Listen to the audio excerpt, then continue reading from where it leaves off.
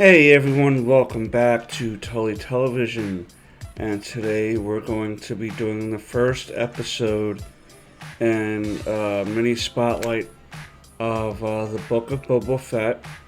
I'm going to give you a little bit of his background if you're unfamiliar with it, but before we get into that, I want to thank everyone for stopping by, liking, commenting, sharing, subscribing, hitting all on that bell notification. And let's get into it, everybody. Book of Boba Fett. Now, if you're unfamiliar with the character of Boba Fett from the Star Wars franchise, his first appearance was in the Star Wars Holiday Special that aired in 1978. And that special did not do very well with the fans. In an overall sense, a lot of weird things going on in that episode, in that show. But that's initially where Boba Fett appeared. Initially, in the Star Wars canon, was in the holiday special. He was played by Daniel Logan in Attack of the Clones. Tamara Morrison plays the adult version of him. He also played Jango Fett in the Attack of the Clones. Boba Fett is a clone of Jango Fett, not necessarily his son. Part of Palpatine's goal and planning was to create a clone army, and Jango Fett was the person they used to make this clone army, and he wanted a clone onto himself to raise from childhood to adulthood, and he named that clone Boba Fett, or Bobo. Unfortunately, Jango Fett died in the Attack of the Clones, and Bobo, as a child, took his father's armor and basically disappeared, or at least to us, the audience, disappeared until The Empire Strikes Back, in which we learn basically that he's the one that killed Uncle Owen and Aunt Rue in A New Hope. Because when the Empire, Darth Vader sends bounty hunters to go after the gang, so to speak, he goes to Boba Fett and he says, "No incendiaries this time," or something like that. And basically that's how Owen and Rue died. They were put on fire. For what they're trying to do now with him, it's kind of like sheesh, bro. You sent people on fucking fire. But let's remember, Boba Fett is someone who's about survival. He is a mercenary. He has a code to a degree, but once there's a bounty out and he accepts that bounty, there's nothing that's going to stop him from achieving that bounty. He then was able to collect Han Solo, who was frozen in carbonite, bring him to Jabba's hut.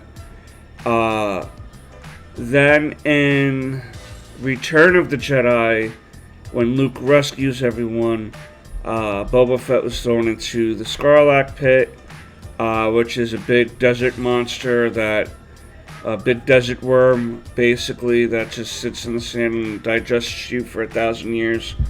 You're probably dead before that because of lack of hydration and nourishment.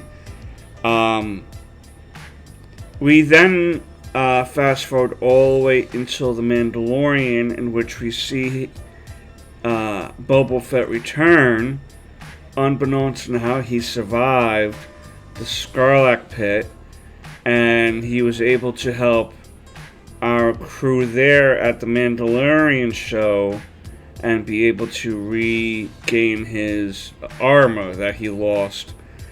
And now, at the end of Mandalorian Season 2, is where we pick up with the book of Boba Fett. Now, let me just see if there's any quick.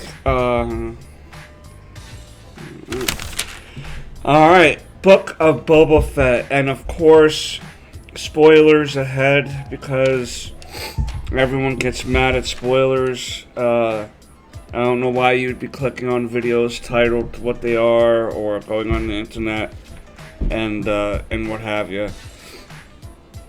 Whatever the case may be. I'm one that I can go into a movie that I've never saw before, be told what that movie's about, and still be able to find enjoyment in that movie because I'm going to go see the movie anyway. There's nothing that's going to stop me from seeing that movie, regardless of information that I have before or not. That's just me, though. That doesn't mean that's the right way to go about it. If you get offended by spoilers, then that's on you in a way. You know what I mean? No harm, no foul for me. Alright, Book of Boba Fett, Chapter 1, Stranger in a Strange Land. When you're a stranger. It's created by John Favreau, with the help of Dave Filoni, behind the scenes. This episode was directed by Robert Rodriguez. And of course, the two main stars that we're going to be following most likely are Tamara Morrison as Boba Fett, Ming-Na Wen as Fancy Shand. The other big name in this episode was Jennifer Beals as Garsa Flip. And there's this Tusken chief that had a little minor, major role. He's just credited as Tusken Chief, and the actor who plays him is Xavier. So I don't know why I said Javier. Xavier Jimenez. I was trying to add some twang to it. And then there's this little Tusken child raider that's played by Wesley Kimmel. Basically, it starts off with him escaping the Sarlacc pit, okay? And when he finally digs himself out, he passes out through pure exhaustion, and he gets robbed by the Jawas. Then he was taken by Tusken Raiders back to their camp, and basically passes in and out of consciousness, and we realize that what we're seeing is flashbacks or dreams that Boba is having as he's in a tank recovering from just sleep and just from exhaustion stuff himself through current events. But when he gets woken up by Fancy, he is told that they're here. He tells her that the dreams are back, so he must have some sort of real deep connection to her to be able to kind of keep her apprised of what's going on. And what's basically happening is he took over Jabba's old palace, and he has these people coming in, different creatures, different species coming in, paying tribute. There was this one person that came in that did not have any tribute, and the mayor of this community didn't even come to make an appearance. He just sent an ambassador.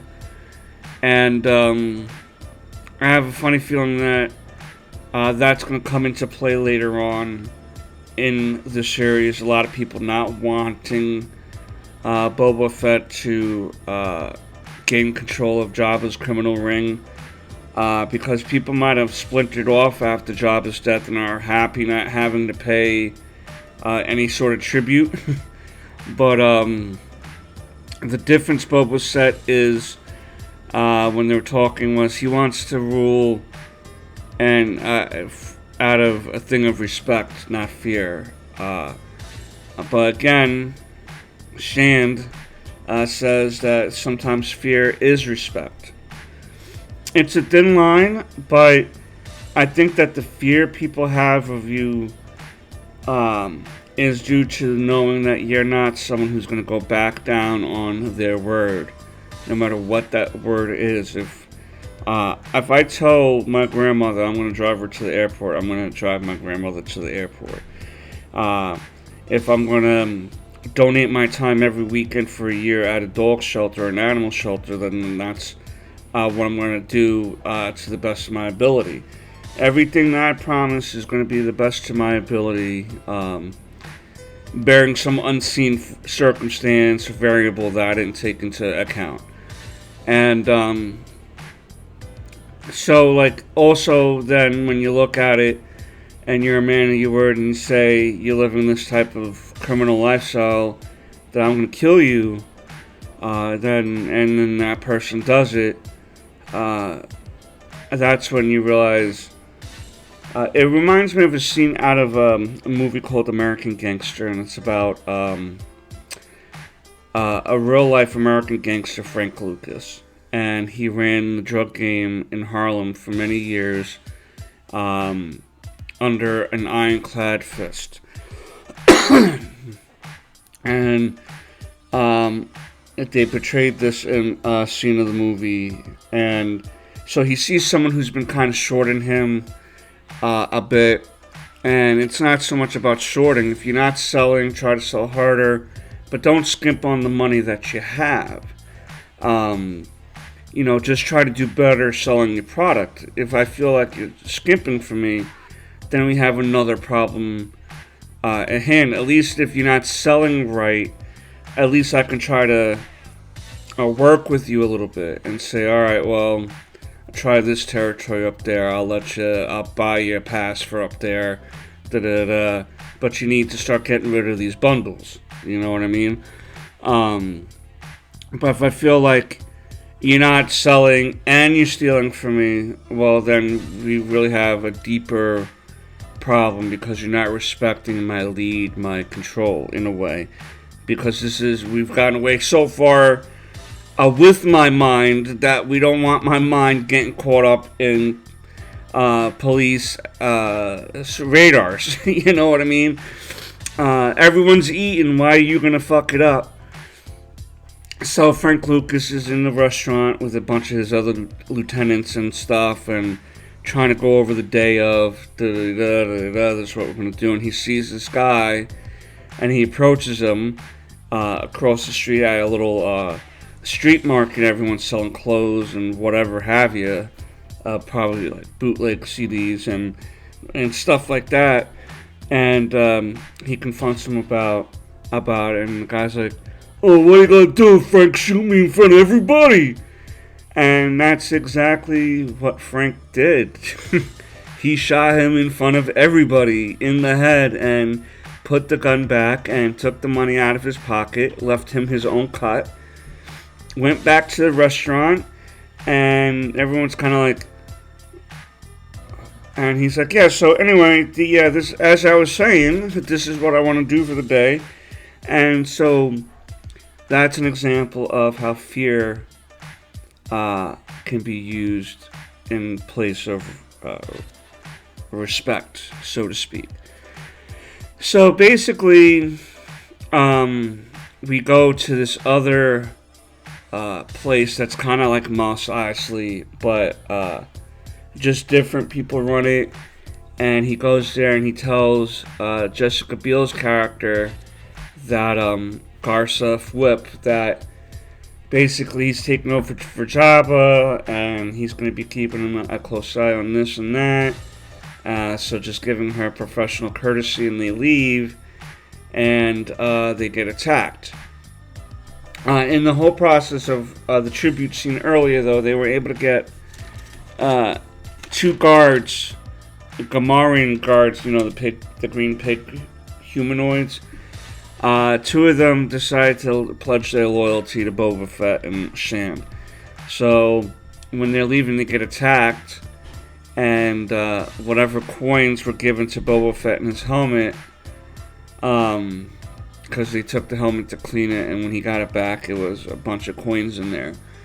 And so the helmet goes flying, and all these people wind up getting the moolah that was meant for him. And they were able to fight these people off. And then finally, they were able to corner one of them, and probably to start getting some information about what's going on and everything. But in the meantime, as Shand was tracking down this one person who escaped, the Gamorrean guards brought Boba Fett back to Mos Eisley to put him back in the protein bath tub there thing. And we then go back to the Tusken camp, in which Boba begins to have a relationship, a connection to this young Tusken Raider child. And the child seems to me, in my opinion, to be the chief's son. That's why he kind of has the responsibilities that he does, because he takes Boba Fett, some other prisoner they got, to go dig for these things that have water in them. And as they were out there digging in the desert, this big 6-legged creature comes out and is starting to fuck everything up, kills the one prisoner, and Boba Fett was able to get on this creature's back and choke him out with these chains that were still connected to him, basically saving him and the Tusken Raider's child. The Tusken Raider child. They don't have a name, so that's why I'm going Tusken Raider child, Tusken Raider chief. And they go back to the camp. They beheaded the creature, and the child like, look, and he's telling them in their language what happened. And the chief, and as Boba Fett's kind of sitting there just kind of waiting to see what happens, you see the chief kind of appear next to him, and Boba's like, whoa. Like, whoa, where'd you come from? And all you see is the chief giving him a thing of water. Like basically as a thank you, because you could have taken this kid out and just taken off, and no one would have been any the wiser until we find him. And that's where the episode ends off. Good episode so far. I will give this an 8.5 out of 10 this episode. The only thing that really kills me with these Star Wars shows, and again, I'll even say with the Marvel shows, is, man, they just seem so short. Between intros and the end credit animations and stuff, it just is like the episodes seem just so short for the most part until they get to the season finale, and then they try to make it a 45 to 55 minute episode. That's my only complaint so far, is that it's too short, and it looks like that this series is going to go based off of flashbacks and current events, and I really think that this is going to be how The Mandalorian felt like a Western. This is going to feel more of like a Goodfellas, Godfather type of feel to it. A Scarface feel to it, to try to take control and keep control of this criminal ring, and to still try to not lose yourself as a person in the meantime. It's very hard to live that lifestyle without getting encompassed into the darkness. You already have to have some sort of darkness in you walking around with you in order to be able to be like, well, if I have to kill this person, I have to kill this person. That's just the way it is. And it's a harsh way to live sometimes. You know what I mean? But yeah, that's been the only issue for me so far is the length of the episode. The acting was great. The action was great. It's definitely gonna pick up as far as who is behind the attack, who's want to really side with Boba or not, and we got 7 episodes, 6 more after this one, and I'm pretty pumped. I'm pretty pumped about it. I'm pretty pumped. It's a spin-off of The Mandalorian and of the Star Wars movies, of course, and I'm really glad that Jon Favreau and Dave Filoni are behind this. I'm really hoping that this type of Star Wars progresses, because with the sequel trilogies movies, I kind of had lost hope a little bit in Star Wars, but with The Mandalorian and the first episode of Book of Boba Fett, I'm feeling a little bit better about Star Wars at the moment. And yeah, I'm definitely excited about the next 6 weeks of this show. 8.5 out of 10 for this first episode. I'm not going to be surprised if there's not a 10 out of 10 somewhere in this gem of gems, so to speak. There'll be a gem full of gems that will be extra juicy, and that's probably going to be the last couple of episodes. Supposedly there's going to be a Luke Skywalker level cameo. Maybe it's going to be Luke, maybe it'd be Grogu, maybe it'd be Ahsoka. They are trying to connect all these shows together. So we'll see. I feel like no Mandalorian though. In this first season, no Mandalorian in this first season, meaning the Pedro Pascal character, Jardine. None of him. You know, we've seen enough of him. He has his own show. Let this concentrate with not so much him until the second season, maybe. Let this first season be building up for Boba Fett and his right-hand woman, so to speak, Shand. I find her character to be great. I love Ming-Na Wen. She was great in Agents of S.H.I.E.L.D. as May. I'm sure she's been in other things, but I only know her through these 2 projects, okay? So if you know any other projects that she's been in, let me know below. Let me know what you think of Boba Fett. Do you think Boba Fett deserved the second chance to come back? Or he should have stayed in the Sarlacc pit and be digested? It's good to that he's getting the second chance to be explored more, in my opinion. But I like to hear from you guys, you know.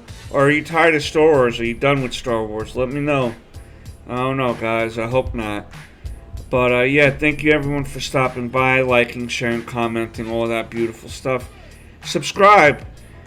If you haven't been subscribed, subscribe now. Help us get put into that YouTube algorithm. Share. You know, if you've not subscribed to a new channel in a while, let this be the new one for the new year. We are the best unknown, underrated channel going today, guys. And until next time, peace, Nookums.